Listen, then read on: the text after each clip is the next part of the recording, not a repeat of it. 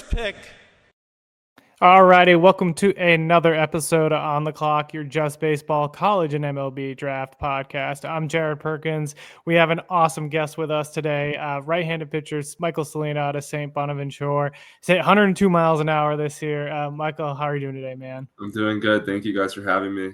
Yeah, we're excited to have you on. I know we've been kind of following your journey for quite a bit as you made your way over from George Mason to St. Bonaventure.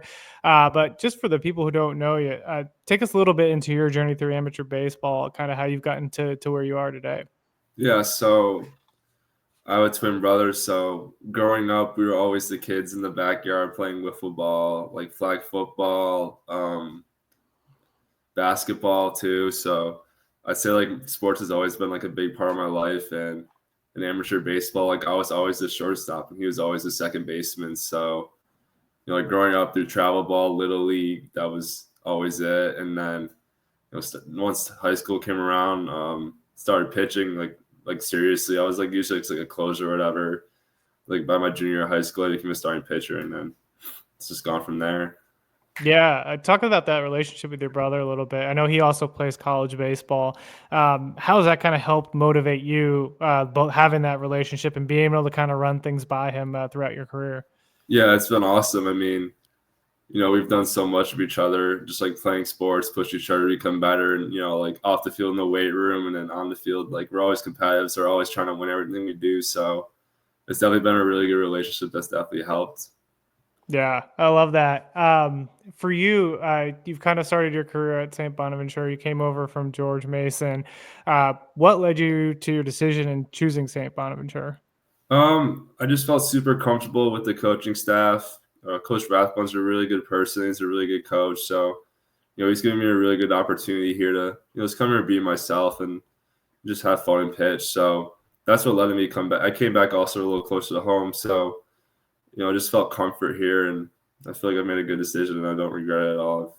The last 2 years have been awesome. I'm super grateful for my teammates and the relationships I've built here. Yeah, I love that. For you, since coming to St. Bonaventure, kind of what has changed the most in your game and kind of in life too, in general? I'd say just like, keep learning and growing. Obviously, going from a freshman to a junior, just like taking little baby steps of, just like working on little things in practice, just like pitch grips, just getting stronger. It's like that's like been the main thing is just like consistency and all that, just like adjusting to the schedule. So, yeah, it kind of has you grown throughout your career. How has your pitch style and your approach kind of evolved throughout that? I would say just becoming more like true to like learning what my arsenal is and how to attack hitters to the best of my ability. I think that's been the biggest thing, and it's like learning what my best pitches do, and like also like thinking about what the hitters they're taking in the box. Just it's like little things like that is just like situational things. I think that's why I've worked on a lot. So yeah, that's awesome. Do you have a favorite pitch you like to go to? probably fastball, but yeah. Also, I like my slider and changeup too. I don't really have like a preferability, but definitely, if it's 0-2, like hopefully, blow a fastball by. I always like doing that. Yeah, that's awesome.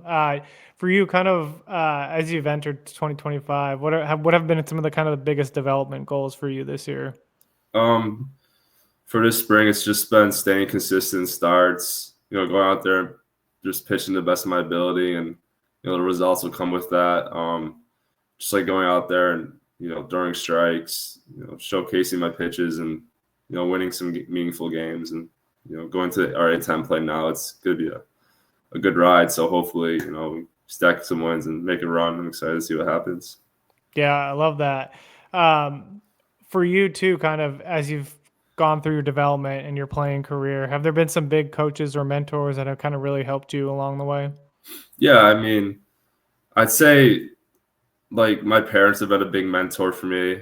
They've helped guide me in baseball and life in general. Just like giving me the foundation of how to approach life, how to be a good person, how to learn how to adapt. So that's one. And then I've definitely had some really good coaches along the way, like high school and travel ball, that have given me really good advice and have helped a lot in my development. So, and then even teammates too. So it's always been that good like correlation between all three for sure.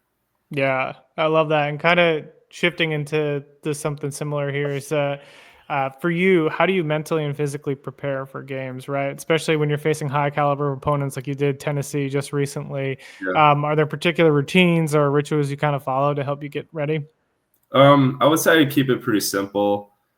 I just try to just live in the moment. Like the night before, like I guess the one ritual is try to get a really good night's sleep. I'd say Yeah. that's the main thing before the game. So, but on game day, I'm just like just trying to stay clear minded and just go out there and play and have fun too. So, like definitely just like not like crazy rituals or anything like that. I'm not like superstitious, so like I just do my warm up and then go out there and throw. So Yeah.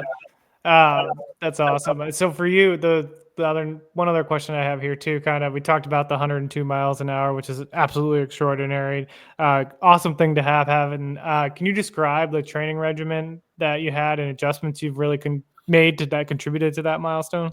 yeah, I would say for training and regimen, it was just adding on some strength, getting putting on some weight too is definitely a really important thing to get to 102. So, when I got there, it was just like I was just being super consistent and strength conditioning, mobility, like long tossing, those things, and just like making sure each day, like one day is like a high intent day, so like heavy throwing, heavy lift.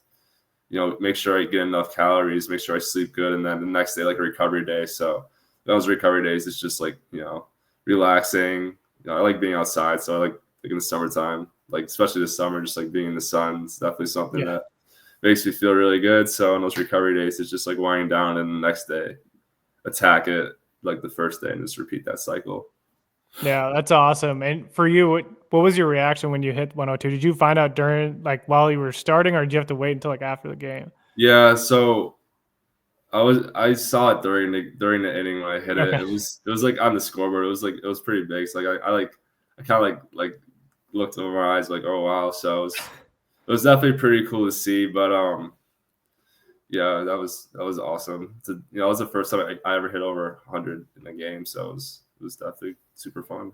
Yeah, it's cool. For you all as a team, speaking of like St. Bonaventure as a whole here, what are some of the goals now that you all are approaching A10 play, and what are you kind of looking forward to most here as you hit conference play? Um, our goal is to just win each series, and then make it to the playoffs. And then once you get in the A10 playoffs, hopefully go on a run. So that's where we're at right now, is just take it 1 week at a time. And then, then we'll eventually get to the playoffs. And then once the playoffs, hopefully we get there. And then that's when hopefully win the A10, obviously. So just having like little goals each week to, get to our big goal. So that's where we're at right now. So I like our group. So it's been good. All right, love it. Last question I have before we'll kind of go into a couple of rapid fire fun ones yet here. So beyond baseball, what hobbies or interests do you have, and like how do you kind of use those like interests to help with your overall well being and performance on the field? Yeah, I'd say my hobbies are pretty simple. Like I just like, hanging out with friends, just like doing anything outside, just like going to the park, going for walks. I like to play, I don't play pickup, play basketball anymore, but I also like playing basketball, playing football. Um, those are probably like my main hobbies, and working out. And like, that's what I spend a lot of time on. So also another hobby is I like to cook. I do like to cook. So I think those hobbies are like healthy hobbies that, helps me become a better baseball player. So, and I enjoy them. I love it. What's a go-to meal that you like to cook? Definitely steak. Yeah, Probably steak. love it. So we're gonna go into this is on the clock, so we're just gonna go into some rapid fire fun ones. For you, around St. Bonaventure, what's the go-to food spot for you? I'm gonna say Applebee's. Really Yeah. interesting. Me and my roommate, and then a couple of our neighbors, like our favorite spots, Applebee's. And they love us in there, so I'd say Applebee's. I love it. Second question is, have you met Woj yet? Yeah. You have. Awesome. How was that experience for you? It's pretty cool. I mean, seeing a big name like that, just like walking around the hallways, it's like, oh, it's Woj, you know what I mean? It's like another day now, but definitely brings a lot of notoriety to school, so that's pretty awesome. Yeah, that's awesome. Third question is, if you could face one big league hitter, who would it be? Probably Otani. That would Yeah, be That'd be pretty awesome. I mean, just to say I faced him, but What would you do to go attack him? Just fastballs? I don't know. Depends on what the scouting says, but if I were to face him, just attack. Yeah. Yeah. I love it. And then the fourth question I have here from the rapid fire is kind of build your all-time starting rotation of active SB. So like a Mount Rushmore, like top 4. And it doesn't have to be like top 4 of all time. It can be just like 4 guys you really look up to. I would say for that, I'll do some like great players. So I'll say Jacob deGrom's been out of this world in his career. That's one guy. I'll put Paul Skeens in there because of what he's done the last couple of years. I mean, just like his story, it's pretty surreal. So like that's not like obviously it's not like an all-time great right now, but like what he's done the last couple of years is unbelievable. Let's see. I love the way Garrett Cole pitches, so I'll put him in there definitely, and then I'll just do like modern guys, and then the last one will probably be. I gotta figure one more guy. Sorry, I put you on the spot there. We gotta do a closer. I'll do Ben Joyce. He throws really hard. I love it. That's awesome. It's a great list. Last question here is, what's the walkout song this year? I haven't figured it out yet. I still got to figure it out. Yeah. You've been shuffling through different ones? Yeah. We still haven't had a home game yet, so still trying to make one, but I'm definitely have a couple in mind. Just don't know which one yet. Yeah, I forgot you all are on the road for like this. Yeah. It happens with a lot of the Northeast teams. They're always gone for the first half.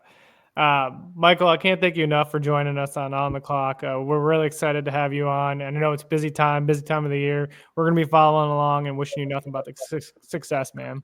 Thank you guys for having me. I greatly appreciate it.